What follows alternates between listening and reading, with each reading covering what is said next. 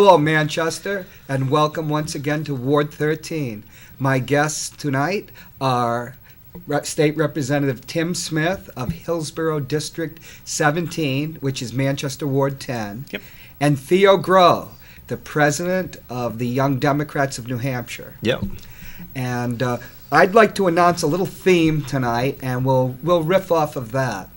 You know, New Hampshire hasn't bounced back from the Great Recession. There was a recent article in the Union Leader that showed that while the economic recovery in Massachusetts has been robust, the recovery here in New Hampshire has been rather anemic. The innovators who came to New Hampshire and who were the key factor in getting New Hampshire out of previous recessions didn't come this time, according to the Union Leader article.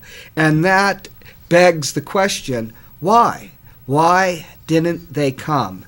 And in my opinion, it's the policies of the Republican Tea Partiers up in Concord who controlled the legislature in the previous session.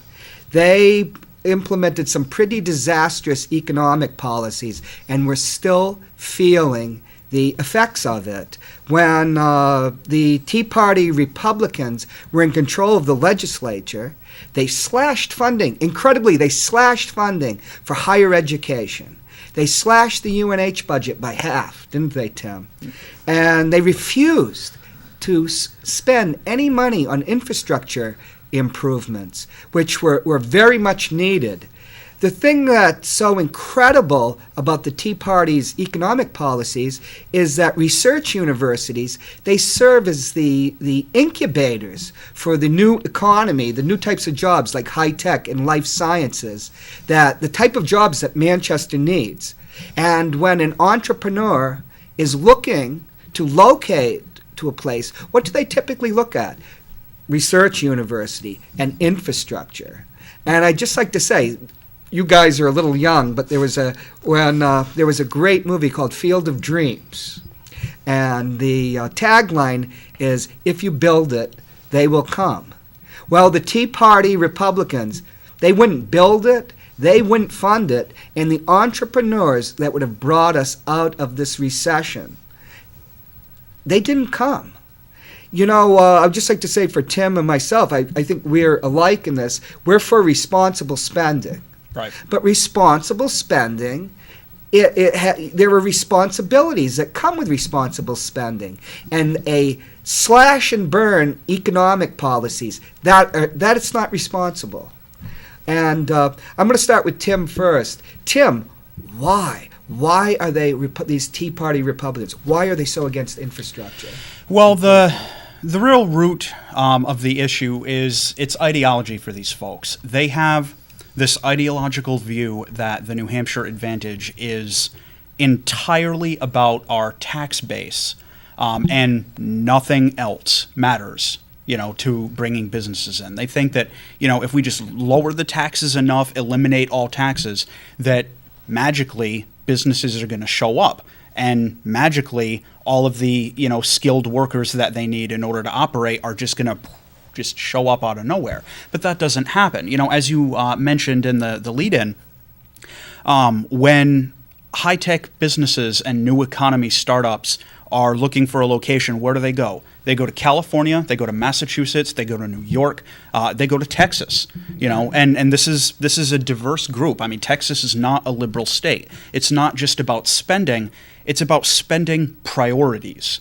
If your only budget priority is tax cuts, well, somebody's got to reap the harvest there in other areas of the state. Now, and one of those is the business the business community. You talked about education. Yeah.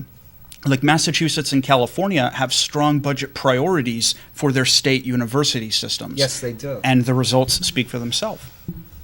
Now, Theo, as the voice of Young Democrats in New Hampshire, what does it mean to you that there hasn't been, that the economic recovery is anemic?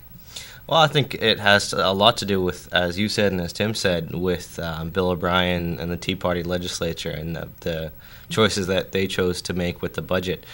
Not only did they slash the state's university system by 50%, they did that to a state that has the lowest state support for higher education Really? in the country.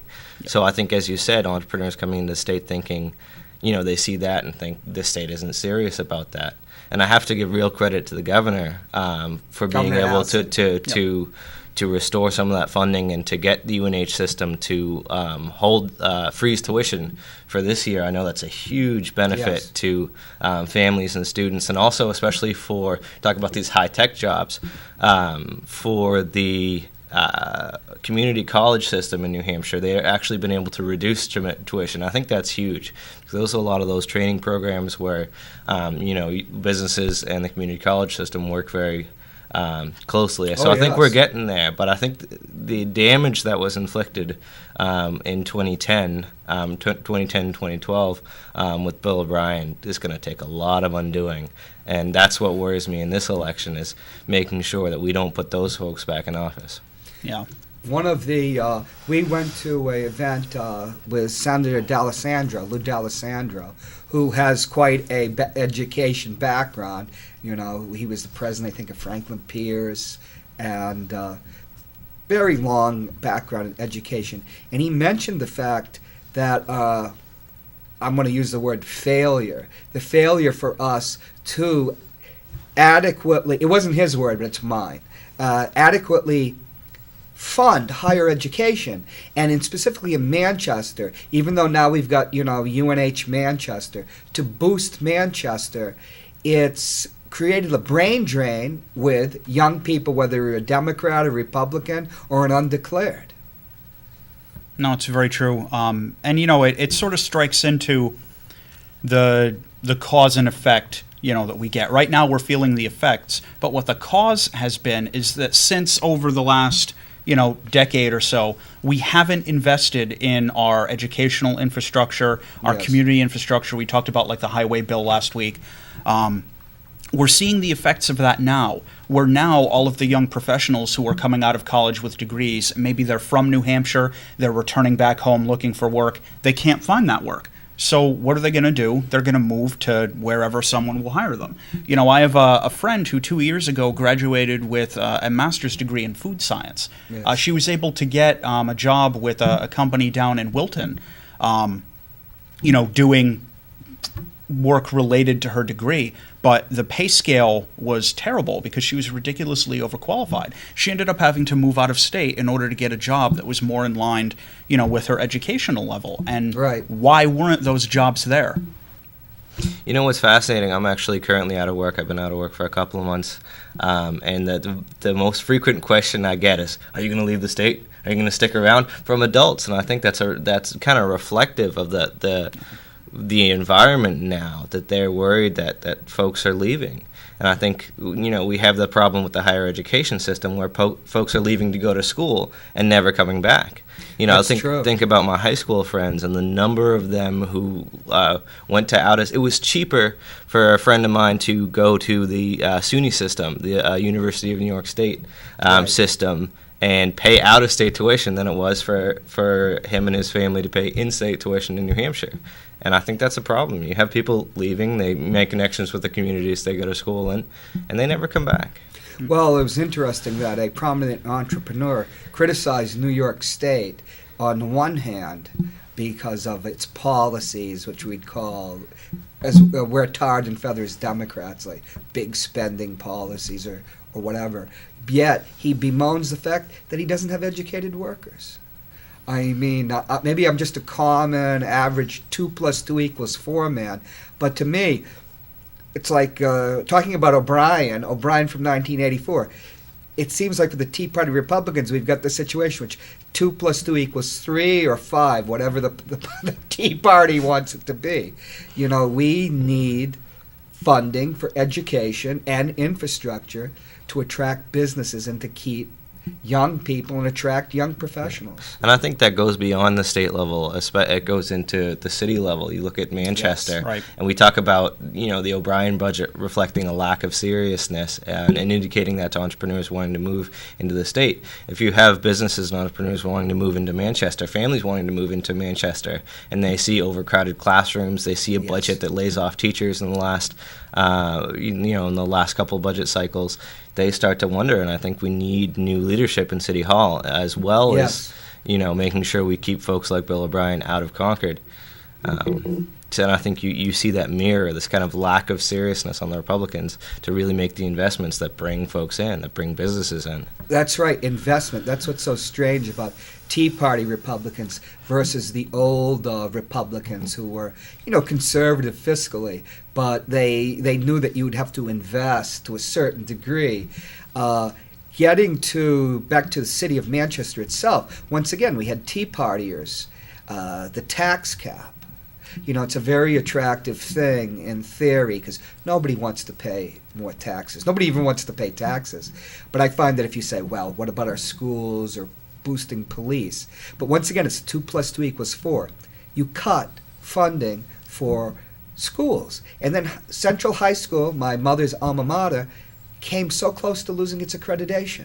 Right. And you cut funding that the police don't have 30 positions, and crime skyrockets. People, when they're looking to move to a city, they look at schools and they also look at crime. And the fact is, what Pat Long said when the budget the tax cap override, what about the value of your house? With crime and poor schools, the value of our houses, it's just sagging. Yeah. Well, one of the things that scares me, John, is you look at the city elections and you look at the percentage of the electorate that shows up. Yes. The decision making is being made by a very, very small percentage of the city of Manchester. Yep. And I think if you really ask people what their feelings are on schools or on crime, they're worried and they're interested, but they have to get out and vote. Oh, yeah, they definitely do. Because I'm up at the Veterans Administration. That's my health care provider. It's so funny. People say, well, why should I vote? He says, but Carol Shea Porter, she did so much for you. You even said, with Ginta was in, nothing would go on. And I hear this for so many veterans. Oh, Carol, yeah. I contacted the office. There's a great woman that handles veterans affairs, Abby Sickles. And Carol herself told me the first thing she asks about are veterans. And it's kind of frustrating sometimes. And then you tell them about that. They say, well, I don't know about voting. But voting is vital. It's very important. Definitely. It's what we talked about last week. Right. People need to, as a community, become more involved in the political process, learn about who's running for office, what they're trying to do, what they're all Exactly. about, and just, get out there and vote for people. I mean, if we have a community where people don't participate in the system, we're going to have suboptimal results. I always say, it's one of my catchphrases, the system works best when everyone participates. Right. The whole thing about actually doing research. What would a tax cap actually entail? Do you want poor schools? Do you want the suburbs pulling out because of classroom overcrowding that almost took Manchester to the edge of bankruptcy? I think the argument against the tax cap is really one of needs to be about democracy. If Yes. you don't need a tax cap if folks are going out and voting, because if they don't want an increase in spending or an increase in taxes, they can vote those folks out. Right. Why do you need a tax cap? That's an excuse to stay home. You think we can put a one size fits all solution in there and have that govern for us. Yeah. And not have to come out, and evaluate our school board candidates, our welfare commissioner, our alderman, our mayor. And you send the same people back and back. Some of them don't even have opposition. Yeah. For better or for worse. Right. Because we absolutely, we have some great people, at city level government and state level government. But identifying who those great people are and making sure they keep their seats, that's an important thing to do. Mm-hmm. And I'd say that's very important in our election too, isn't it? Well, I'll take the fifth. I'm slightly biased on that question. Now, Tim, you're 20 years younger than me, and the first presidential election I followed closely was 1968. Robert F. Kennedy was my great hero. And the first interview I ever had with a politician was Jerry Brown in 1980 when he was running for president. So you are a little less cynical than I am. When we're talking about infrastructure and Bill O'Brien not wanting to pay for infrastructure, if I was a cartoon character, a light bulb would go off over my head, and I'm saying the reason that Bill O'Brien doesn't want to pay for infrastructure is because he wants to privatize it. Yeah. Do you think that's a valid idea that part of this hostility towards public financing of infrastructures, because they want to make the profits on the bond market or whatever, they want to make the profits by privatizing infrastructure. Well, it gets into a question about philosophy of government. And, I don't think too many people would argue that there are things the government should not do. I mean, we're not, a communist country. We don't want, we don't want the government to be building cars. We don't want the government to be in the interest of selling you a cell phone plan. Things that function better when they're done on a for-profit basis. But at the same time, public services don't function as well when they're done on a for-profit basis. We had a bill that was considered last year, which passed, and I was so happy, to ban the privatization of prisons here in New Hampshire. And this is an example. Now, who proposed such a bill? I don't remember who the sponsors were. Private prisons are increasingly popular in state like Florida, Texas. They are. Yeah. But the real crux of that for me is when you look at something like privatizing the prison system. There's mathematically no way that can save the state money. Really? Because if you look at it from the conceptual point of view that there is a minimum level of public service that must be provided, in this case, rehabilitation of criminals. If there is a bare minimum of service that must be provided in order for the state to meet its obligations, there must be a bare minimum operating cost that can be done for. Okay. If the state is doing it, the state can, I'm not saying we do, but we can and we should operate on a cost-effective basis and provide that level of service for the lowest cost available to the taxpayer. Yes. If we privatize that, mathematically, if the same level of service is going to be provided, the private company has to charge at least that same minimum cost plus 1 cent for profit. So mathematically speaking, when you privatize like a prison system, or let's say you were to try and privatize like a public school district or something like that, right? Or highway development. Mathematically speaking, it will always be at least 1 penny more expensive. But as you're seeing in other states, it ends up being millions of dollars more expensive because they're not patting in 1 penny of profit; they're patting in tens of millions of dollars in profit. I'll tell you, in Illinois, my father lived in Chicago, and it's our party that is often frequently committing chicanery. They privatized parking meters in Chicago. Disaster. That was a disaster. Yep. A disaster. And then the highways, the unexpected prices to cost to consumers were considerable because, as you say, they're not going to go for 1 cent or even 1%. They are going to go for as much as the market will bear. Right. And who said? I'm not sure who said about post like Reagan economics. It's risk. The profit is privatized and the risk is borne by the public sector. Right, yeah, it's privatized profit, socialized loss. And I mean, as you said, it's whatever the market will bear. And in a case like, let's say, private prisons, well, the market is the taxpayer. And if there's only one company that steps forward to say, sure, I'll run your prisons, well, then you lose the advantages, the theoretical benefits that you'd get from competition, in that out of these two companies bidding for the job, one of them will be better, one of them will be worse. You don't even get that, ignoring the fact that neither one of them, as we just explained, mathematically can save money for the taxpayer. You just get whichever one shows up, whether or not they're a good company, whether or not they're going to, repair the roof on the prison, whether or not they're going to, pay off judges like we were seeing down south. Exactly. Those people paying off the juvenile justice system judges. Well, and you get a whole other aspect of that, which is a big ethical and constitutional question. Right. Once you involve profit, you raises questions about whether you can get fair trials anymore. If somebody is benefiting by getting more people into prison or into the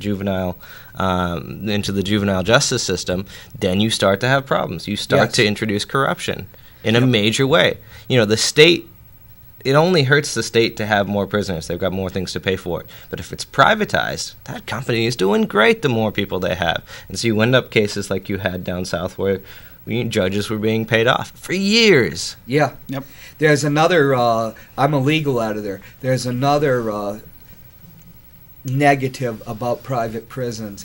There has been a tremendous amount of problem with lawyers getting access to people that have been incarcerated in private prisons. That in some of these states, because it's state law that's governing it, they'll give you all sorts of runarounds, to get to your prisoner, because they're developing a body of law that's almost separate from the body of law that would govern a state prison, and it's quite outrageous. Yeah, no, it's difficult, and it's one of those things where when you get into that whole paradigm of just shifting everything to the private sector, you're not going to get results that are good for the taxpayer. I mean, it's not like we're talking about building cars. We're talking about rehabilitating criminals, educating children, keeping the water coming out of the faucet. Well, you see a whole other aspect of that with federal money going to students of these for-profit universities, like the University of Phoenix. That has like a 9% graduation rate, and they get millions of dollars from the federal government, from federal taxpayers. That's just funding their shareholder profits. Yep. They're not, we're not really benefiting young people. We're not really benefiting in the same way that funding a state university or a private nonprofit university is. You're just lining shareholders' pockets. Well, a lot of that has to do with Department of Defense education policies. It used to be the Department of Defense higher education, whether you got your AA or BA, was handled by the University of Maryland. That went back to the 70s, and it was a well-respected institution. It was very well developed. But then lobbyists, when the Republicans had Congress, started spending a lot of money, many campaign contributions with key Republican senators and Congress people to allow something like the University of Phoenix, which really does not have the reputation of, say, the University of Maryland, right, to educate soldiers, and because there's been this drive to have your military personnel better educated. But I think one of the commandant of the Marine Corps and everybody came out about, like, University of Phoenix, saying, why are you giving this inferior, avenue for education? Why are you replacing the University of Maryland? And, he was slapped on because the lobbyists are, with the amount of money these for-profit schools have been pouring into Congress is tremendous. And it's had the exact opposite effect what it was supposed to do. Rather than increasing the education, people are getting these bogus degrees online, if they're indeed even finishing them. Yeah, and a lot of people aren't, as you said. Well, another issue when we're talking about infrastructure, we've only got a few minutes, and I'm going to ask John if we can stay and have another half hour. Sure. We can use John, would that be all right? Sure. Okay, why don't we, how many minutes do we have left, John? Why don't we go with my wonderful slideshow, and then we'll come back in a couple minutes. Of course, you'll be coming back next week to visit Ward 13. Have a good night.